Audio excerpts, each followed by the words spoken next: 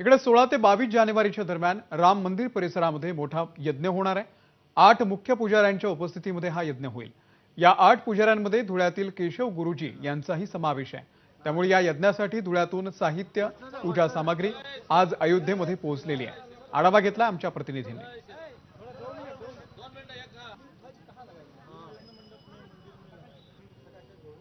आता अयोध्येमध्ये राम लल्लाची मूर्तीची प्राण प्रतिष्ठा होणार आहे, मोठं यज्ञ होणार आहे, मोठा कार्यक्रम होणार आहे आणि त्यासाठी महाराष्ट्र कनेक्शन तुम्हाला अयोध्येत दाखवण्याचा प्रयत्न मी करतो।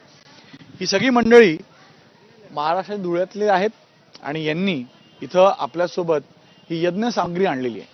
ही यज्ञ सामग्री कुठे वापरली जाणार आहे, यांनीच ही का आणली, याचं महाराष्ट्र कनेक्शन काय हे यांच्याकडनं जाणून घ्या। तुमचं नाव सांगा आधी।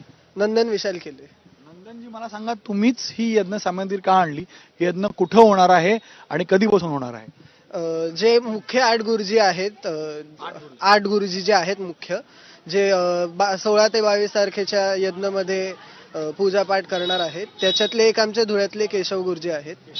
हो, तर त्यांना सांगितलेलं की आपण सामग्री आणावी थोडी, तर आम्हाला त्यांनी सांगून आम्ही धुळ्यामध्ये एक छोटा कार्यक्रम केला, जल्लोष केला आणि सामग्री घेऊन आलो। ताम्र कलश आहेत, समिधा आहेत लागणाऱ्या, त्याच्यानंतर गाईची गौरी आहे, तिळीचे लाडू आहे प्रसादासाठी, नंतर रांगोळी, ध्वज आहेत, ते सगळं आणलंय आपण। ध्वज कुठे त्या मंदिरा परिसरामध्ये? मंदिरात आणि मंदिराच्या यज्ञ मंडपात सगळ्याच ठिकाणी लावण्यासाठी।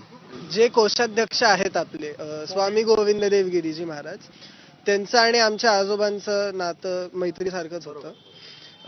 त्यांना, महाराजांना, स्वामीजींना आमच्या आजोबांची खूप स्नेह होता आणि त्यांच्याच त्या स्नेह, त्या मैत्रीमुळे, त्या नात्यामुळे आम्हाला आज हे भाग्य मिळालं की आम्ही इथे आलो। आणि म्हणूनच एक अभिमानाची गोष्ट आहे, एक अत्यंत भक्तिमय असं वातावरणामध्ये आपलं महाराष्ट्र कसं पुढे येत आहे आणि राम मंदिराच्या निर्माण कार्यापासून ते आता या पूजेपर्यंत महाराष्ट्र कसं पुढे आहे हे याने दाखवतं। कॅमेरामॅन अनिल संगरेसह गणेश ठाकूर, एबीपी माझा, अयोध्या।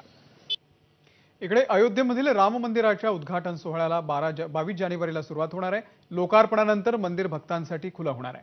त्याआधीच अयोध्येचा कायापालट कसा होतोय पाहायला हजारो भाविक